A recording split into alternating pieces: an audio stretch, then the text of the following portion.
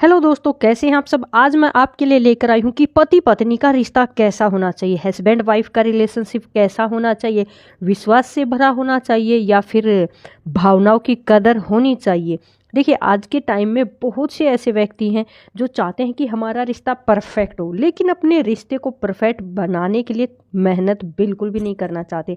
तो आज मैं आपको कुछ ऐसी टिप्स देने वाली हूँ जिससे कि आप अपने रिश्ते को बेहतर बना पाएंगे। अगर आपने ये टिप्स फॉलो कर ली तो आपका रिश्ता बिल्कुल परफेक्ट हो जाएगा। वैसे तो हमारे चैनल पर और भी काफ़ी सारी वीडियो हैं, वो भी आपको ज़रूर देखनी चाहिए और इस वीडियो को भी आपको कंप्लीट देखना है। सबसे पहले पॉइंट की हम बात कर लेते हैं, अपने रिश्ते को परफेक्ट बनाने के लिए आपको क्या करना चाहिए।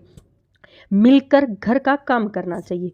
पति पत्नी दोनों एक दूसरे के प्रति हेल्पिंग नेचर अगर रखते हैं तो आपका लाइफ बहुत ही बेहतर हो जाएगा। ऐसा माना जाता है कि पत्नी घर का कामकाज संभाल लेती है, लेकिन अगर पति दफ्तर का काम संभालता है तो लोग कहते हैं कि पति को घर का काम में पत्नी का हाथ नहीं बटाना चाहिए। भाई, ये बिल्कुल गलत है। इसका मतलब ये नहीं कि आप ऑफिस में काम करते हो तो आप घर पर अपनी वाइफ की हेल्प नहीं कर सकते। पति को भी अपनी पत्नी के घर के कामों में हाथ बटा देना चाहिए। हर रोज नहीं बटा सकते तो हफ्ते में जिस दिन आपकी छुट्टी हो उस दिन तो आपको अपनी पत्नी की हेल्प जरूर करनी चाहिए। इससे आपको और आपकी पत्नी को एक साथ टाइम बिताने का वक्त भी मिलेगा और आप ये भी देख पाएंगे कि आपकी वाइफ पूरे दिन घर को कितनी मेहनत से संभालती है। क्योंकि जब हम कोई काम करते हैं तो हमें लगता है कि मैं जो काम कर रहा हूँ वही काम बहुत ज़्यादा मेहनत का है और मेरी वाइफ जो घर का काम करती है ना उसमें कोई मेहनत नहीं लगती। और इस सोच के चलते हमारे रिश्तों में दूरियां आनी स्टार्ट हो जाती है। पति पत्नी पर छोटी छोटी बातों पर टोंट मारने लगता कि तुम क्या करती हो, पूरा दिन घर पर पड़ी रहती हूँ, मैं बाहर जाकर इतना ज़्यादा काम करता हूँ, इतनी मेहनत करता हूँ और तुम क्या कर रही हो, कुछ नहीं करती हो, ये काम तो मैं चुटकी में कर सकता हूँ। ऐसे टोंट मारते हैं और इससे फिर आपका रिश्ता खराब होता है। इसलिए आपको जिस दिन आपकी छुट्टी हो, आपके पास वक्त हो, तो आपको अपनी पत्नी का हाथ बटाना चाहिए। उससे आपको ये भी रियलाइज रहेगा कि घर का काम करना इतना आसान नहीं होता जितना आप समझ रहे हो। उसमें भी मेहनत लगती है, उसमें भी थकावट होती है, परेशानियां होती हैं। तो पहला पॉइंट आपको ये जरूर कवर करना है।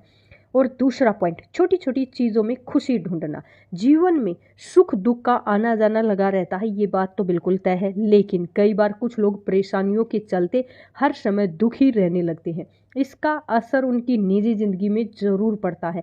ऐसी स्थिति में आप चुपचाप रहने की बजाय अपने दुख को अपने पार्टनर के साथ अगर शेयर करेंगे, इससे आपकी परेशानियों में आपका साथ देने के लिए आपका पार्टनर आपके पास होगा। आपकी प्रॉब्लम का सलूशन निकालने के लिए वो भी अपनी तरफ से अच्छा सा कोई आइडिया देगा। एक अच्छा रिश्ता वही होता है जिसमें पार्टनर बिना किसी हिचकिचाहट के अपनी परेशानी अपने पार्टनर के साथ शेयर कर सके और उसका पार्टनर भी उसकी परेशानी को समझता है और हेल्प करता है। तो आपको इस बात का ज़रूर ख्याल रखना चाहिए, अपनी प्रॉब्लम को अपने पार्टनर के साथ शेयर जरूर करना चाहिए। अब आता है तीसरा पॉइंट, विवादों को बढ़ावा न देना। कुछ लोग ऐसे होते हैं जो लड़ाई के दौरान पुरानी बातों को बीच में ले आते हैं। इससे सामने वाले को गहरी ठेस पहुंच सकती है। पुरानी बातों को बीच में लाना गलत है मेरे भाई। अच्छे कपल्स का काम ये नहीं होता कि वो पुरानी बातों को बीच में लेकर आए। छोटी छोटी नोक झोंक होती रहती हैं, लेकिन इसका मतलब ये नहीं कि आप छोटी छोटी नोक झोंक को बेवजह पुरानी बातें बीच में लाकर अपने रिश्ते में बड़ा विवाद खड़ा कर ले। आपको पुरानी बातों को भूलना चाहिए, छोटी छोटी नोक झोंक को बड़ा विवाद का रूप नहीं देना चाहिए। अपने घर में कलेश की जगह आपको शांति बनाकर रखना चाहिए। पुरानी बातों को भूल जाना चाहिए, उन्हें बार बार नहीं दोहराना चाहिए। समझदारी यही होती है और रिश्ते को बेहतर बनाने के लिए यही एक बेस्ट और परफेक्ट आइडिया भी है। अब आता है चौथा पॉइंट, माफ़ी मांगने व माफ़ करने में पीछे न रहना। कई बार कपल्स के बीच में अनबन तो हो जाती है और माफ़ी मांगते समय उनको ईगो उनके सामने आ जाता है। इससे अच्छे अच्छे रिश्तों में दूरियां आने लगती है मेरे भाई। रिश्तों को अच्छा बनाए रखने के लिए माफ़ी मांगने में आपको पीछे नहीं रहना चाहिए। अपनी गलतियों को स्वीकार करना चाहिए आपको और माफ़ी भी मांगनी चाहिए अपना झगड़ा ख़त्म करने के लिए। वहीं सामने वाला अगर आपकी गलतियों से ज़्यादा हर्ट है तो आपको उसको माफ़ी मांगनी चाहिए और उसको समझाना चाहिए कि आपसे गलती होगी और आप दोबारा ऐसा नहीं करना करेंगे। और सामने वाले को भी ये समझना चाहिए कि अगर आप माफ़ी मांग रहे हैं, आपको गिल्ट हो रहा है, तो सामने वाले को भी माफ़ कर देना चाहिए। इससे क्या होगा, आपके बीच में झगड़ा तो होगा, ये तो तय है कि आपने झगड़ा कर लिया, लेकिन अगर उस झगड़े को ख़त्म करना है और रिश्ते को बेहतर करना है तो आपको एक हैबिट बना लेनी चाहिए, अपनी गलती को मानना और उस गलती को सुधारना और माफ़ी मांगना। माफ़ी मांगने से कोई छोटा नहीं होता, बल्कि अपने रिश्ते को बेहतर बनाने का एक ये पहला कदम होता है। अब आता है 5वां पॉइंट, लास्ट, और ये पॉइंट आपको ज़रूर अप्लाई करना चाहिए अपनी लाइफ में, आपसी समझ बरकरार रखना। अगर ये पॉइंट आपकी लाइफ में आप अप्लाई करके रखते हैं तो कभी आपकी लाइफ में कोई प्रॉब्लम नहीं आएगी, कोई भी आपकी लाइफ में इंटरफेयर नहीं कर पाएगा, कोई भी आपकी लाइफ में झगड़ा इशू नहीं होगा। देखिए, रिश्तों को बनाए रखने के लिए दोनों पार्टनर्स के बीच संयम होना बहुत ज़रूरी होता है। कई बार आसपास कुछ ऐसी परिस्थितियां हो जाती है जिसके चलते पति पत्नी के बीच अनबन हो सकती है। ऐसे समय में संयम और प्यार से पेश आना चाहिए, गुस्सा नहीं, समझदारी आपको दिखानी चाहिए। सामने वाले की परेशानी को समझे, पलट कर जवाब बिल्कुल ना दें, इससे विवाद बढ़ सकता है।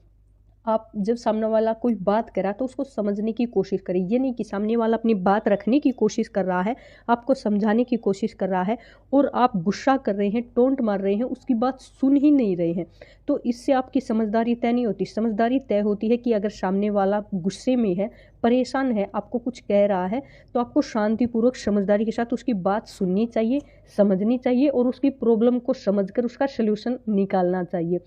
अगर आप ऐसा करते हैं तो आपका रिश्ता कभी खराब नहीं होगा।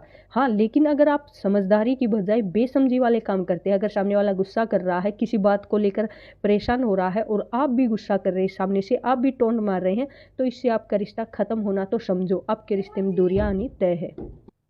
तो गाइज़, ये 5 पॉइंट आपको अपनी लाइफ में ज़रूर अप्लाई करने चाहिए, इससे आपका रिश्ता बेहतर ज़रूर होगा। और अगर आपकी लाइफ में कोई ऐसी प्रॉब्लम चल रही है जिसका आप चाहते हैं कि सोल्यूशन आपको मिले, आपको सोल्यूशन नहीं मिल रहा और आप चाहते हैं कि हमारे द्वारा कोई सोल्यूशन हम आपको दें, तो आप कमेंट बॉक्स में ज़रूर बता सकते हैं। वीडियो को लाइक करना, चैनल को सब्सक्राइब करना और कमेंट बॉक्स में ये ज़रूर बताना कि आप इन 5 पॉइंट में से कौन सा पॉइंट अपनी लाइफ में अप्लाई करते हैं, कौन से पॉइंट को आप पकड़ कर बैठे हुए हैं अपनी लाइफ में, अपनी लाइफ को बेहतर बनाने के लिए। ज़रूर शेयर करना, हमें भी तो पता चले कि आप अपनी लाइफ को बेहतर करने के लिए क्या क्या कर रहे हैं। तो चलिए मिलते हैं अगली वीडियो में, अपना ख्याल रखिएगा। हर हर महादेव।